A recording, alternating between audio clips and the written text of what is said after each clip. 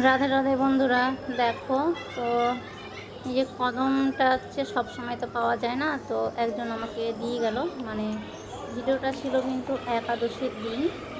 তো আমি ভিডিওটা করেছিলাম, কিন্তু হচ্ছে আমি সেটাকে এডিটিং করার সময় পাইনি। তো তার জন্য আমি তো কিছুদিন থেকে মানে সময় একদমই পাইনি। তার জন্য ছবি পোস্ট করছিলাম আর ছোটোখাটো ভিডিওগুলো হয়তো দিচ্ছিলাম। তো দেখো, আর যেহেতু কদম দিয়েছে, আর কদম কিন্তু সবসময় আমি পাই না। তো যেহেতু বললো যে কদম এনেছি নিবা নাকি, তো আমি কেন নিব না বাপরে। কদম ফুল হচ্ছে মদন মোহনের আর কৃষ্ণ ঠাকুরের প্রিয় ফুল, আর সেই ফুলটা নিব না। তো আমি তার জন্য নিয়ে কিন্তু দেখো সবার জন্য মালা করেছি। মানে সবার বলতে ছোটোগুলোর জন্য না, মানে রাধাকৃষ্ণর আর হচ্ছে নিতাই গৌরের জন্য। আর মানে এই কয়জনের জন্যই করেছি, মানে সবার জন্য করা সম্ভব হয়নি। আর যেহেতু দুপুরের পর থেকে কিন্তু মানে সকালে পুজো করেই আমি লোনের পিছনে লেগে যাই, আর তারপরে দুপুরের পর থেকে কিন্তু একভাবেই আমি বসে এইসব করতে থাকি, কারণ এগুলো করতে তো অনেক সময়ের দরকার। আর সেটা সবাই জানো, আর যেহেতু আমি একা একা এগুলো করি সব, তো তার জন্য দেখো, তো আমি নিতাই গৌড়েরটা আগে পরিয়ে দিলাম। আর কদম ফুলটা যখন পেয়ে গেলাম তখন আমি মালা করলাম সবার জন্য। আর মানে পাতা পাতা সহকারে যেটা ছিল সেটা চূড়ার সাথে আমি একটু মানে ইয়ে করে দিলাম, যে দেখতে একটু ভালো লাগবে। তো মনে হবে যে মানে কদম গাছের মতন লাগবে হয়তো চূড়ার সামনেটা, বেশ দেখতে সুন্দর লাগবে। তো দেখো তোমরা, বেশ ভালোই লাগছিলো দেখতে, আমাকেও খুব সুন্দর লাগছিলো দেখতে। আর দেখো, আর যেহেতু এমনিতেও তো সময় পাই না, আর তোমাদেরকে তো বলেইছি যে আমার শরীরটা ভালো ছিল না। তো তার জন্য আমি কিন্তু রাধা রানীদেরকে আমি ড্রেসও পাল্টাতে পারিনি, আর সিঙ্গারও করে দিতে পারিনি। তো আগের যে সিঙ্গারটা ছিল সেই রকমই আছে, আর সব একই রকমই আছে, আমি কিছুই করতে পারিনি। তো যেহেতু মানে ছিল হচ্ছে একাদশীর দিন, আর সন্ধ্যাবেলাতে পাঠ কীর্তন আমাদের হয়, সেটা তো সবাই জানো। তো তার জন্য আমাকে যাই হোক আর কিছু না হলো একটু মালাটা তো করতেই হবে। আর আমি সেদিনকে একাদশীর দিন, সেদিন যাই হোক একটা ভালো একটা তিথি ছিল। তো তার জন্য আমি তুলসীর মালা করেছিলাম। তো বড়গুলোর জন্য করেছিলাম, কিন্তু কি বড়গুলোর মানে সুতোটা আমি বড়ই নিয়েছিলাম, কিন্তু গিট মারতে মারতে ছোটো হয়ে গেছে, তো বুঝতে পারিনি। তো দেখো এদের গলাতে ঢুকছে না। তো তার জন্য আমি মানে এই ছোটো একটা রাধাকৃষ্ণ ছিল, আমি একে পরিয়ে দিলাম, আর ওদেরকে আমি একটু হাতে পরিয়ে দিয়েছি। আর ছোটোগুলোকে কী করবো, বড়গুলোনের জন্য মানে করতে গিয়ে হয়ে গেছে ছোটো মালাগুলো, তার জন্য আমি কিন্তু ছোটো গোপকে পরিয়ে দিলাম। এই যে দেখো মোহনকে পরিয়ে দিলাম। তো মানে কিশমিশের জন্য করেছিলাম আর বড় গোপালের জন্য করেছিলাম, কিন্তু হলো না, মানে মালাগুলো গিট মারতে মারতে ছোটো হয়ে গেছে।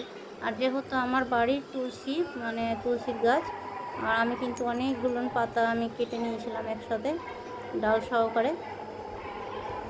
আর সেদিন যাই হোক তুলসীর মালা দেওয়াটা ভালো, তার জন্য আমি কিন্তু করেছিলাম। আর যেহেতু এই মাসটা তো তোমরা জানো যে এই মাসটা খুব ভালো, তো এই মাসটার জন্য অনেক কিছুই করতে হয়। তো আমি সবটা হয়তো পারিনি আর পারছিও না। তো তার জন্য যেটুকুন পারা যায়, মানে যতটুকুন পারা যায় এইটুকুনি করাটাই ঠিক। তো মানে ফুল, তারপরে ফল মিষ্টি, তারপরে তুলসীর মালা, আবার প্রদীপ, তোমার মানে 33টা করে সব কিছু মানে দিতে হয় ঠাকুরের কাছে। তো সবটা তো আমার সম্ভব হয়নি। তো এখনও মানে প্রদীপটাই আমি শুধু দিয়ে যাচ্ছি রেগুলার। আর এই যে দেখো ঘি লাগিয়ে রেখেছি, মানে আমি এটা করেই রাখি, যেহেতু আমার 3 বেলা আমার পুজো করতে লাগে, এটা আমি যেন বেশি করে রাখি। ঘি দিয়ে আর একটু কর্পূর ছিটিয়ে দিলাম, আর এটা আমি করে রেখে দিই 3 বেলা যেহেতু পুজো করতে লাগে। আর এই মাসটার জন্য তোমার যেহেতু দিতে হয় মাটির প্রদীপে। তো এটা হচ্ছে তুলসীর ডাল, শুকনো তুলসীর ডাল। তো তুলো দিয়ে আমি মুড়িয়ে রেখেছিলাম, তো তুলোগুলো সব ফুলে গেছে। তো আমাকে যখন সন্ধ্যাবেলা আমি যখন দিই আবার একটু করে তুলো মুড়িয়ে নিই, দিয়ে ঘিয়ে চুবিয়ে আমি ওটাকে আবার জ্বলিয়ে নিই। আর এই যে দেখো আমি উপরটা টাঙিয়েছি, দেখতে কিন্তু কত সুন্দর লাগছে। আমার তো খুবই ভালো লাগছিল সেদিন, মনে হচ্ছিল যে কদম মানে গাছ তলাতে মানে কৃষ্ণ আছে, মানে এরকম লাগছিল দেখতে, এত সুন্দর লাগছিল। আর যেহেতু তুলসীর মালা সবাইকে পরিয়েছি, আর বাদ বাকি সবার জন্য যদি পরানো হতো তাহলে দেখতে কিন্তু আরও সুন্দর লাগতো, যে সবুজ সবুজ হয়ে থাকতো। আর এটা আমি কিন্তু বৃন্দারানীর জন্য করেছি, কারণ হচ্ছে সন্ধ্যাবেলা যেহেতু এটা, আর সন্ধ্যাবেলা তো সন্ধ্যা প্রদীপ তো সবাই দাও, তো যেহেতু একটা করে মাটির প্রদীপ, তো ওটাতে আমার দোয়া হয় না, তো এটা 5টা আমি সেদিন মানে একটা যাই হোক ভালো একটা তিথি যোগ ছিল, তো তুলসীর কাছে এটা মানে পঞ্চপ্রদীপটা দিতে হয়, দিতে হতো, তার জন্য কিন্তু আমি দিয়েছিলাম মানে 5টা মাটির প্রদীপ। তো এটা তুলসীর কাছে আমি মানে এমনি আমার ওটা তো থাকে রেগুলার, ওটা আমি দিতে হয়, আর এটা আমি দিয়েছিলাম এক্সট্রা সেদিনকার একাদশীর দিন মানে সন্ধ্যাবেলাতে। তো 5টা প্রদীপ দিয়ে আমি এটা সন্ধ্যা দিয়েছিলাম সেদিনকার, আর বাদ বাকি এমনিতে আমি ঠাকুর ঘরে রেগুলার একটা করে মাটির প্রদীপ, আমি নতুন মাটির প্রদীপ আমার থাকে, আমার কেনাই থাকে, যেহেতু আমার বাড়ির আশেপাশেই অনেক পাল বাড়ি আছে, আমি এনে রেখে দিই মাটির প্রদীপ হোক, আর যেটাই আমার দরকার লাগে আমি আগে থেকেই বেশি করে সব এনে রেখে দিই, তাহলে আমার আর কোনো প্রবলেম হয় না পুজো করার সময়। তো দেখো আমি এটা হচ্ছে সন্ধ্যা প্রদীপ বৃন্দারানীর কাছে দেখাচ্ছি, আর যেহেতু আমার এই বৃন্দারানীটা কিন্তু মানে তুলসী মানে বাড়িতে আমার অনেক আছে, বাইরে সব রাখা থাকে, আর এটা মানে একটু ভিতরে মানে মন্দিরের মানে আমার মন্দির থেকে বেশিটা দূর না, মানে কাছেই ভিতরেই আছে, আমার বারান্দার ভিতরেই আছে এটা মন্দিরটা।